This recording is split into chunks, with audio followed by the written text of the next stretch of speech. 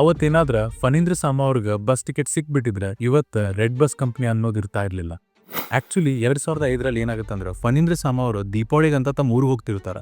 ಆ ಟೈಮ್ನಲ್ಲಿ travel agent ಹತ್ರ ಹೋಗಿ ಬಸ್ ಟಿಕೆಟ್ ಕೇಳೋಕೆ ಹೋದಾಗ ಎಲ್ಲರೂ ಬಸ್ ಟಿಕೆಟ್ ಸೋಲ್ಡ್ ಔಟ್ ಆಗಿದೆ ಅಂತ ಹೇಳ್ತಾರಕ್ಕ.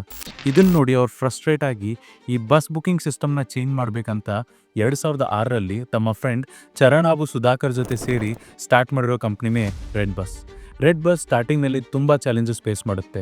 ಕಸ್ಟಮರ್, ಬಸ್ ಆಪ್ರೇಟರ್, ಟ್ರಾವೆಲ್ ಏಜೆಂಟ್ದವ್ರಿಗೆ ಈ ಆನ್ಲೈನ್ ಡಿಜಿಟಲೈಸ್ಡ್ ಬಸ್ ಬುಕಿಂಗ್ ಸಿಸ್ಟಮ್ನ ಅಳವಡಿಸ್ಕೊಳಕ್ಕೆ ತುಂಬ ಕಷ್ಟ ಆಗುತ್ತೆ.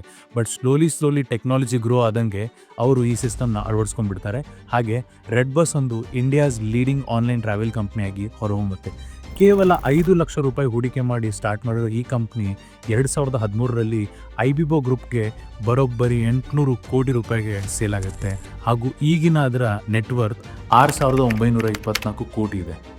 ಬಟ್ ಏನಂದರೆ ನಾವು ಅದೇ ದೀಪಾವಳಿ ಹಬ್ಬಕ್ಕೆ ಇಲ್ಲ ಬೇರೆ ಹಬ್ಬಕ್ಕೆ ಏನಾದರೂ ನಮ್ಮ ಊರಿಗೆ ಹೋಗೋಕ್ಕೆ ರೆಡ್ ಬಸ್ನಲ್ಲಿ ಬಸ್ ಟಿಕೆಟ್ ಬುಕ್ ಮಾಡೋಕೆ ಹೋದರೆ ನಮಗೆ ಟಿಕೆಟ್ ಏನೋ ಸಿಕ್ಬಿಡುತ್ತೆ.